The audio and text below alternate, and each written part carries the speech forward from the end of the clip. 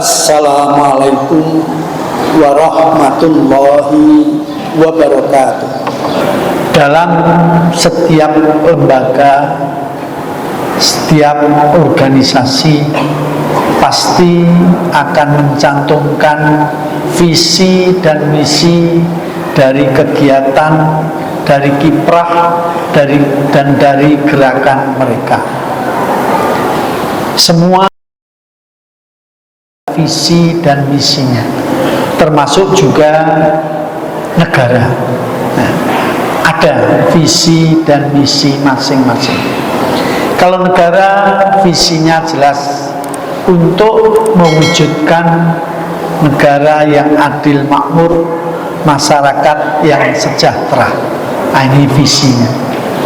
Demikian pula organisasi-organisasi, lembaga-lembaga pendidikan pasti memiliki visi. Kemudian visi itu apa? Visi adalah tujuan akhir yang ingin dicapai oleh suatu lembaga. Nah, kemudian misi adalah kegiatan atau langkah-langkah yang dilakukan untuk mewujudkan visi tersebut. Nah, ternyata dalam Al-Quran pun telah ditetapkan hendaknya setiap muslim juga memiliki visi dan misi dalam kehidupannya. Nah, visi dan misi inilah yang selanjutnya akan dijadikan sebagai panduan ketika seseorang atau seorang muslim melakukan kegiatan-kegiatan atau kiprahnya dalam menjalani kehidupan sehari-hari. Dalam Al-Quran telah ditetapkan visi dari setiap muslim yang tujuannya adalah atau tujuan akhirnya mendapatkan ridho Allah Subhanahu wa ta'ala. Dan ini telah digariskan misalnya dalam surat Al-Fajr ayat-ayat terakhir Allah mengungkapkan, ya ayyatuhan nafsul mutmainnah, wahai jiwa yang tenang. Nah, ini sarana untuk mencapai visi adalah jiwa menjadi tenang. Irji'i ila rabbiki radiyatan mardiyah. Kembalilah kamu sekalian kepada Tuhanmu radiyatan, dengan ikhlas, ridho. Maka kalau setiap orang kembali kepada Tuhannya dengan ikhlas dan ridho, dia akan mendapatkan mardiyah, maka Allah pun akan meridhoinya. Nah, inilah visi setiap muslim untuk mendapatkan ridho Allah, yang tentunya ini harus diupayakan karena tidak akan dicapai kecuali dengan usaha, dengan kegiatan yang sepenuhnya dilakukan. Allah mengungkapkan, innallaha la yughayyiru ma biqaumin hatta yughayyiru ma bi anfusihim. Sesungguhnya Allah tidak akan mengubah kondisi, keadaan dari setiap orang kecuali kalau orang itu, kalau masyarakat itu mau berusaha untuk mengubah dirinya. Nah, visi yang ditetapkan untuk seorang muslim adalah mendapatkan ridho Allah. Bagaimana hal itu harus dicapai? Maka disitulah misi yang harusnya kita lakukan, kita kerjakan untuk mendapatkannya. Dalam surat Az-Zariyat Allah mengungkapkan, wa ma khalaqtul jinna wal insa illa liya'budun. Dan tidaklah Allah menciptakan jin dan manusia kecuali untuk beribadah kepadanya.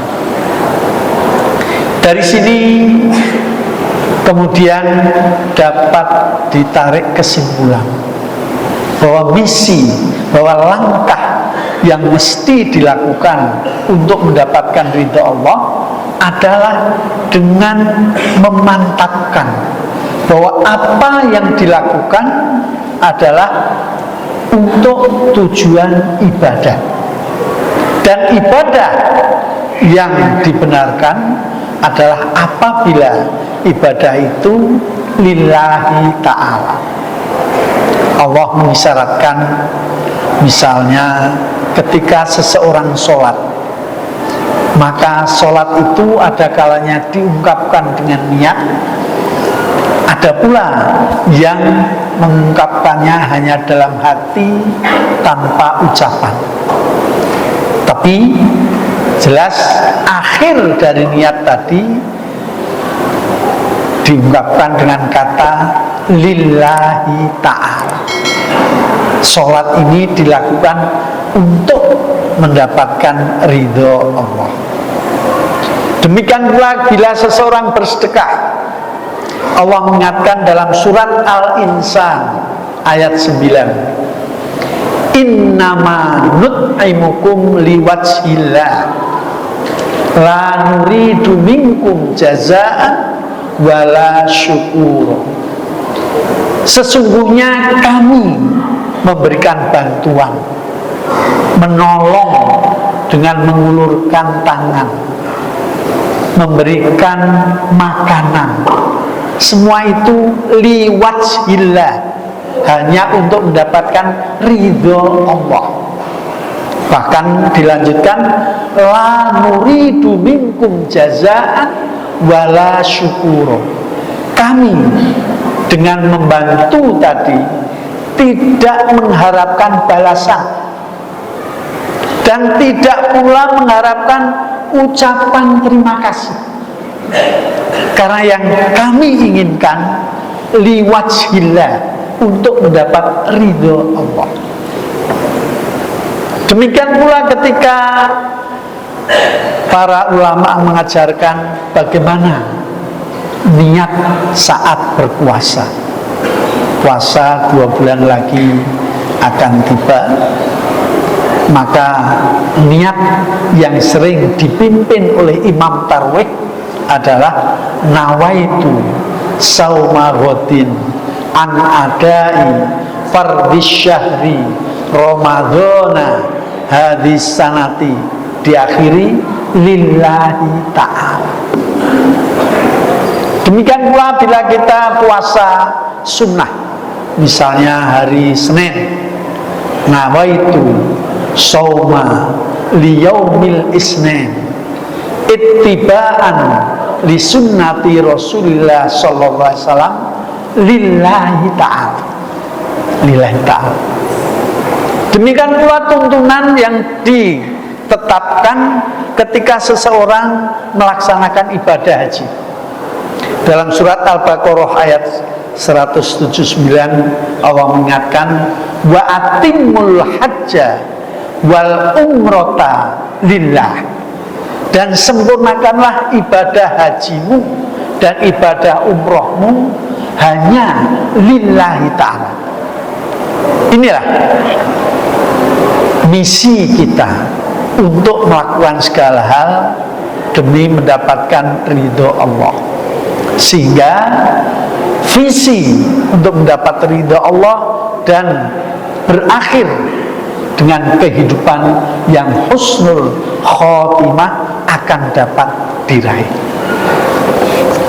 Namun ada beberapa umat Islam yang agak salah, tidak tepat memahami ayat innama apa tadi, wa ma khalaqtul jinna wal insa illa liya'budun, dan tidaklah Allah menciptakan jin dan manusia kecuali untuk beribadah.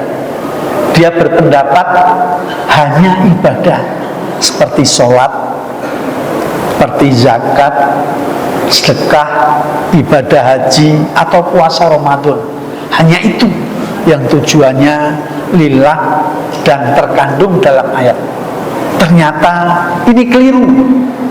Karena yang sebenarnya adalah semua kegiatan sejak bangun tidur sampai nanti tidur lagi hendaknya diberi nafas ibadah, diberi roh ibadah. Ini dimulai ketika seseorang bangun tidur waktu pagi. Mungkin bapak-bapak ada yang bangun jam 2 malam, ada yang jam 3, ada yang setengah 4. Ketika terbangun, saat itulah terbangunnya seseorang bisa bernilai ibadah ketika dia mengucapkan Alhamdulillahirabbil alamin. Ini yang paling gampang. Kalau doa yang diajarkan Alhamdulillahilladzi ahyana ba'da ma amatana wa ilaihin nusyur. Segala puji bagi Allah yang telah menghidupkan kami lagi setelah sebelumnya mematikan kami. Kita tertidur bagaikan mati, karena ketika itu kesadaran hilang. Ada orang lewat di depan tidak tahu, bahkan sering dipanggil-panggil namanya pun tidak terbangun karena kesadaran hilang. Dan bila kesadaran hilang, seolah-olah badan jasmani, rohani tidak berdaya, tidak dapat melakukan apa-apa, bagaikan orang yang meninggal. Namun kemudian ternyata Allah membangunkan kita kembali. Disinilah diberi nilai ibadah dengan ungkapan terima kasih, Alhamdulillah. Kenapa? Ada alasan pertama. Banyak di antara kita yang begitu tertidur sudah tidak terbangun lagi, sehingga mungkin sebelum tidur dia punya rencana-rencana, dia punya keinginan-keinginan, tetapi karena tidak terbangun, maka semuanya tidak dapat diwujudkan lagi. Yang kedua, dengan terbangunnya seseorang secara rohani harus disadari ternyata Allah masih memberikan kesempatan bagi kita untuk menambah amal baik, untuk menambah hal-hal yang bermanfaat. Karena dalam surat Al-Kahfi tadi dibaca, Allah mengungkapkan al-malu wal banuna zinatul hayatid dunya. Harta dan anak-anak itu adalah sumber kesenangan dalam kehidupan dunia. Tapi yang diingat di ayat itu fil hayatid dunya, hanya ketika di dunia. Di akhirat Allah mengisyaratkan dalam ayat lain, al yauma la yanfa'u malun wala banun.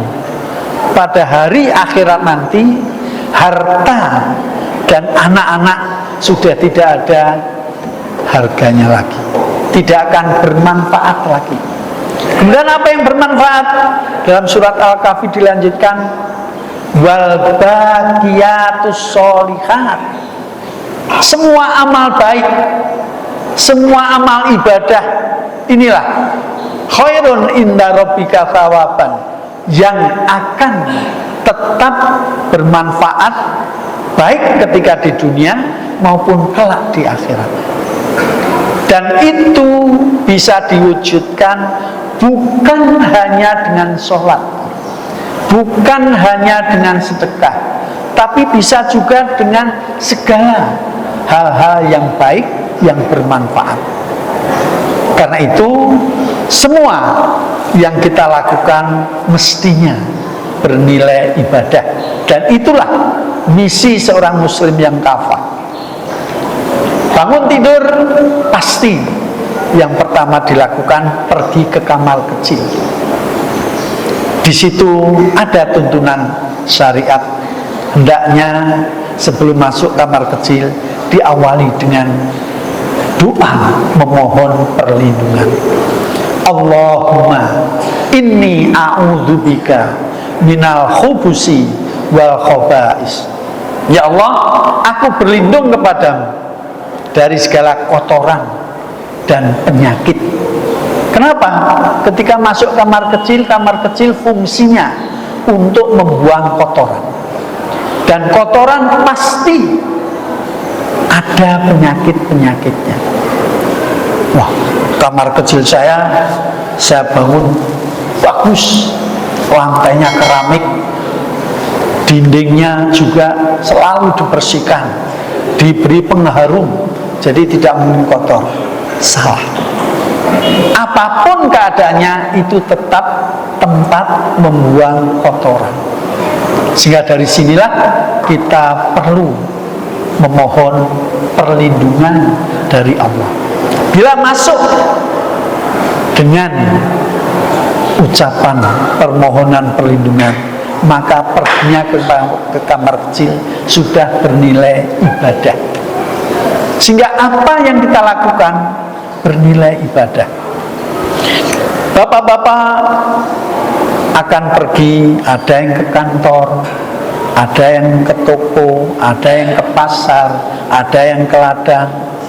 Bila diawali Bismillahirrahmanirrahim, maka perginya sudah bernilai ibadah.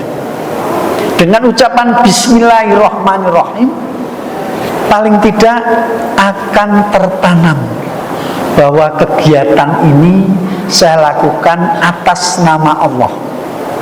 Ketika kita yakini Allah Maha Baik, maka yang muncul, saya harus melakukan kegiatan ini dengan sebaik mungkin. Ketika terdetik keinginan untuk menyimpang, keinginan untuk berbuat buruk, ada filter, ada peringatan. Ingat, pekerjaan ini, kegiatan ini diawali dengan bismillah. Jangan dinodai nama Allah dengan perbuatan-perbuatan yang menyimpang. Sehingga semua kegiatan yang diawali dengan Bismillahirrahmanirrahim niscaya akan terjaga dari penyimpangan. Niscaya akan selalu mendapat berkah dari Allah Subhanahu wa Ta'ala. Sehingga kita semua kelak seperti yang diungkapkan dalam surat Al-Bayyinah, innalladzina amanu wa amilus solihati ulaika hum khairul bariyah. Sesungguhnya orang-orang yang beriman dan selalu siap untuk melakukan amal solih, kebajikan, mereka itulah yang disebut khairul bariyah, sebaik-baik makhluk dari Allah Subhanahu wa Ta'ala. Saat ini kita semuanya sudah memiliki separuh dari dua syarat itu. Kita semuanya termasuk alladzina amanu, sebagai orang-orang yang beriman. Mana buktinya? Kehadiran di masjid ini sudah mengisyaratkan bahwa semuanya termasuk alladzina amanu. 50% sudah ada di tangan. Maka persoalannya, siapkah kita menggenapi, melengkapi yang 50% tadi menjadi 100? Dengan apa? Dengan amalus sholihah, dengan perbuatan-perbuatan baik. Karena iman tidak bisa berdiri sendiri, harus diikuti dengan amalus sholihah. Sehingga dengan demikian, maka amalus sholihat inilah yang merupakan kegiatan-kegiatan dengan niat lillahi ta'ala, diawali basmalah, ini doa yang paling mudah, maka itu akan melengkapi 50% yang sudah ada pada diri kita, yaitu iman. Ini semua ada di tangan kita, karena iman tidak akan menjadi lengkap sempurna kecuali dengan mewujudkan iman tadi dengan perbuatan-perbuatan yang soleh, yang baik lillahi ta'ala. Kenapa harus lillahi ta'ala? Karena banyak pula yang berbuat baik tapi bukan lillahi ta'ala, sehingga di sini akan ada beda. Perbuatan baik yang lillahi ta'ala lengkap diawali dengan humanisasi, rasa kemanusiaan, yang diawali dengan keyakinan rohani bahwa ini merupakan salah satu tuntunan, salah satu ajaran, salah satu perintah dari Allah Subhanahu wa Ta'ala untuk selalu berbuat baik. Sehingga kalau alladzina amanu wa amilus sholihat dapat diwujudkan, disitulah visi kita untuk mencapai ridha Allah akan dapat diraih insya Allah.